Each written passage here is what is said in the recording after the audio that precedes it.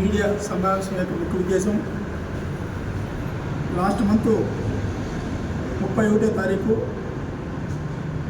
గన్నవరం మండలం function hall నందు బహుజన ఆత్మీయ సమ్మేళనాన్ని జయప్రదం చేసిన పార్లమెంట్ నియోజకవర్గ ప్రజలందరికీ కూడా ధన్యవాదాలు తెలపడానికి హైకోర్టు న్యాయవాది పుణ్యమూర్తి గారు ఇక్కడికి ఇచ్చేశారు.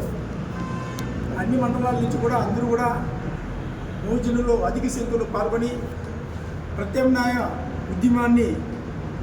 ఉద్యమానికి శ్రీకారం చుట్టారు. అందులో భాగంగా ఇక్కడ పార్లమెంట్ నియోజకవర్గం గంగవరం మండలంలో విజయం సాధించడం జరిగింది ప్రజల సహకారంతో. భవిష్యత్తులో కూడా ఈ బహుజన ఆత్మీయ ఉద్యమాన్ని ప్రజలతో మమేకమై ప్రతి గ్రామం నుండి బహుజనులను అదేవిధంగా యువతను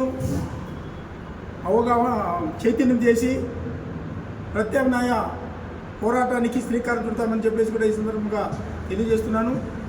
ఈ విషయాన్ని అందరూ కూడా గమనించుకొని పార్లమెంట్ నియోజకవర్గ ప్రజలకు మా వంతు మేము ఎల్లవేళలా 24 గంటలు వాళ్ళకి అందుబాటులో ఉంటూ వాళ్ళ సమస్యలను గుర్తించి ఎవరైతే ఆ సమస్యలు గుర్తించి సమస్యలు పరిష్కరించాలో అధికారుల దృష్టికి తీసుకెళ్లి పరిష్కారానికి కృషి చేస్తామని, ఆ తర్వాత వాళ్ళకైనా నిర్లక్ష్య వైఖరి అవలంబిస్తే దానిపై ప్రత్యామ్నాయ పోరాటాలకు సిద్ధమవుతామని చెప్పేసి కూడా ఈ సందర్భంగా హామీ ఇస్తూ ఈ విజయానికి సహకరించిన ప్రతి ఒక్కరికి కూడా ప్రత్యేకమైన ధన్యవాదాలు తెలుపుతూ విరమించుకుంటున్నాను.